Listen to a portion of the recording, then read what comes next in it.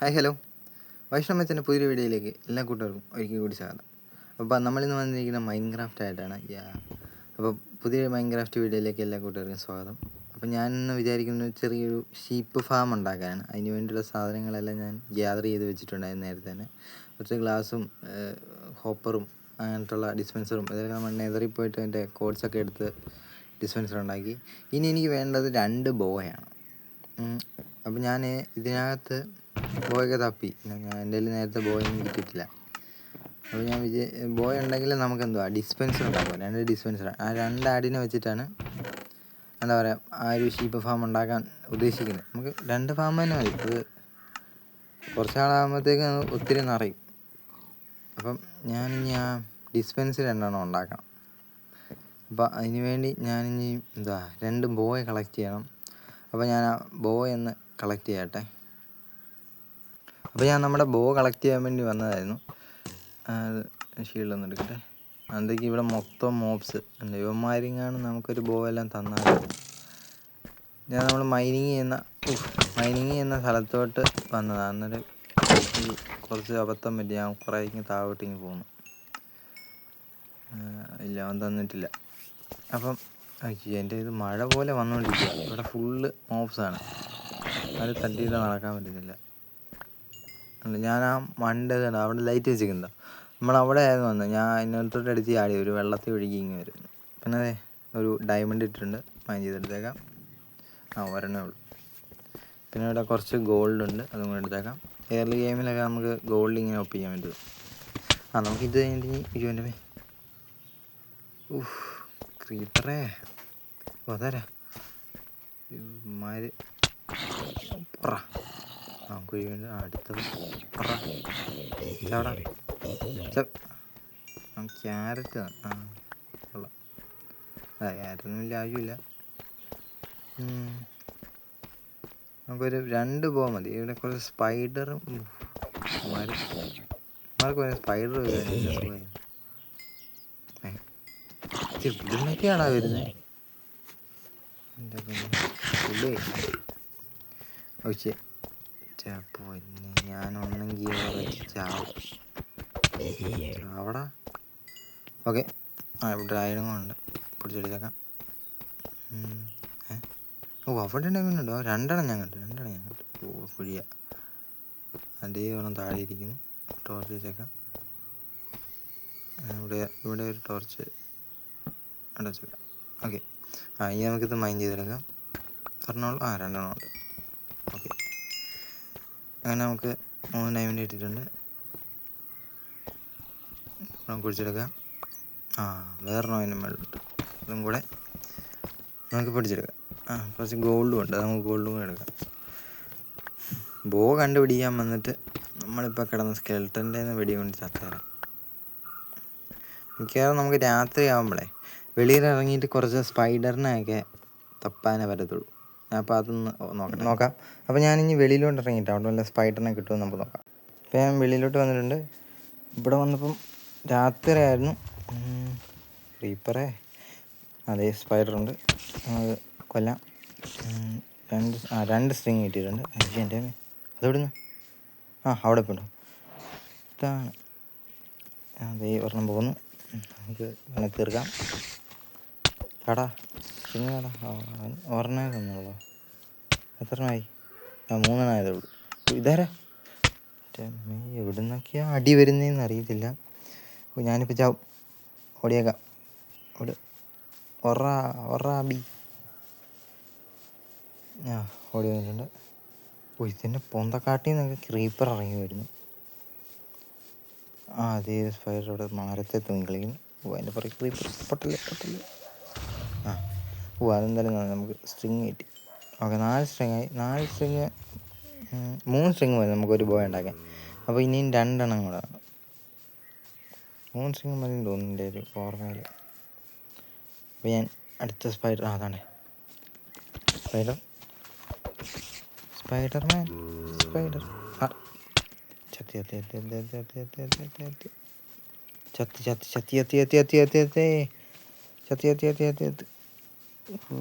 ഞാൻ എന്നെ കാണിക്കുന്നു, എനിക്ക് അറിയത്തില്ല.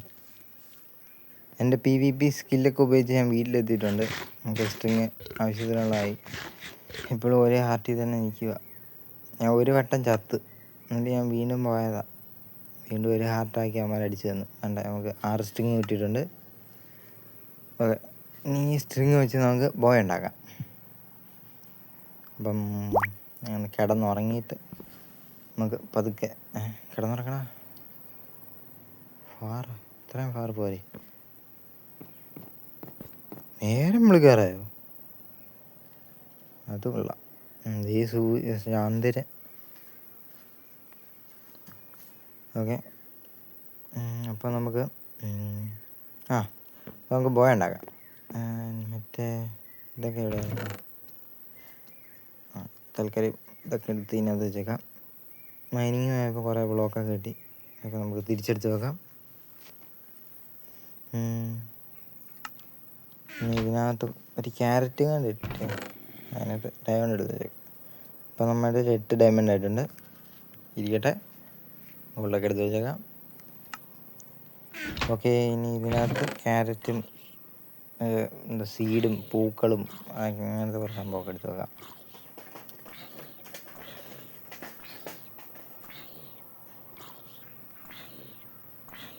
ഓക്കെ, ഇനി നമുക്ക് ബോയ ഉണ്ടാക്കാം. ബോയ ഉണ്ടാക്കാൻ വേണ്ടി നമുക്ക് കുറച്ച് സ്റ്റിക്ക് വേണം. അതിന് വേണ്ടി നമുക്ക് ഒരു 4 പ്ലാങ്ക് എടുക്കാം. Crafting table. ഓക്കെ, നമ്മൾ സ്റ്റിക്ക് ഉണ്ടാക്കിയിട്ടുണ്ട്. ഇനി നമുക്ക് 2 ബോ, അതാണ്ടേ കറക്റ്റ് 2 ബോ ഉണ്ടാക്കാം. ഇനി നമുക്ക് വേണ്ടത് കോബിൾ സ്റ്റോൺ ആണ് തോന്നുന്നു. കോബിൾ സ്റ്റോൺ എവിടെ? എനിക്ക് ഇടയ്ക്കിടയ്ക്ക് പെട്ടി മാറി പോകുന്നുണ്ട്. നമുക്കൊരു ഐറ്റം ഫ്രെയിം എങ്ങനെ ഉണ്ടാക്കണം. ഇനി നമുക്ക് കവിനെയൊക്കെ വേണം. സെക്കൻഡ് നമുക്കിപ്പോൾ ഷീപ്പ് ഫാർമ് നോക്കാം. അപ്പം നമുക്ക് ഇങ്ങനെ വെച്ച് ഇങ്ങനെ മതി ആയിരിക്കില്ലേ? ഇങ്ങനെ അല്ലേ? അത് പണിയാണല്ലോ. അതെങ്ങനെയായിരുന്നു? അതാണ് ഇരിക്കുന്നത്. റെസ്റ്റോണും കൊണ്ടാണോ? അപ്പോൾ നമുക്ക് ഇതിനകത്തുനിന്ന് റെസ്റ്റോൺ ഇഷ്ടം പോലെ ഉണ്ട്. കുറച്ച് റെസ്റ്റോൺ എടുത്ത് ഒരു 2 ഡിസ്പെൻസർ നമുക്ക് ഇവിടുത്തെ വെച്ച് തന്നെ ഉണ്ടാക്കിയേക്കാം. ഓക്കെ, ഇങ്ങനെ വെച്ച് പോയി എടുത്ത് വെച്ച്. ഓക്കെ, അപ്പോൾ നമ്മുടെ 2 ഡിസ്പെൻസർ ഇവിടെ കിട്ടിയിട്ടുണ്ട്. അപ്പോൾ നമ്മുടെ ഫാം ഉണ്ടാക്കാനായിട്ടുള്ള എല്ലാ സാധനങ്ങളും ഒപ്പിച്ചിട്ടുണ്ട്. ഇനി നമുക്കൊരു ആടിനെയും കൂടെ മതി. അപ്പോൾ നമ്മുടെ ഫാമിന് വേണ്ടി കുറച്ച് റെയിൽ വേണം. അത് ഞാനിപ്പോൾ ഉണ്ടാക്കുകയാണ്. നമുക്ക് റെയിൽ എന്തിനാന്ന് വെച്ചാൽ മൈൻകാർട്ട് വിത്ത് ഹോപ്പർ വെക്കാനായിട്ട് റെയിൽ വേണ്ടേ. അപ്പോൾ ഞാനിനി നേരെ ഫാം ഉണ്ടാക്കുന്നതായിട്ട് വീഡിയോ കാണിക്കാം. ഓക്കെ, അപ്പോൾ ഞാൻ ഇവിടെ ഫാം ഇവിടെ ഇരിപ്പുണ്ട്. അപ്പോൾ ഞാൻ 2 പശുവും പോട്ടെ, ആടിനെ തപ്പി ഇറങ്ങിയതാണ്. തപ്പി ഇറങ്ങിയപ്പം ഒരെണ്ണത്തിന് കിട്ടി. ഇതിനെ നമുക്കിനി ഈ ഒരു കുഴിക്കകത്ത്, ആ സെൻറ്ററിൽ കാണുന്ന ഈ കുഴിക്കകത്ത് നമുക്ക് ഇതിനെ ഇടണം. അപ്പം ഞാൻ അതിനെ ഒന്ന് ഇടട്ടെ. തടുവിടാ, മഴയും തുടങ്ങി. കുഴപ്പമില്ല, ഇതൊന്ന് പൊളിച്ചെടുക്കുക. ഇനി താഴെ വീഴണം. വീഴടാ, താഴെ വീഴും. ഇത് പണിയാണ്. ഞാനതൊന്ന് ഇട്ടു. ഭാഗ്യം. നമുക്ക് ട്രാപ്പ് ഡോർ വെച്ച് ഞാൻ ക്ലോസ് ചെയ്യാം.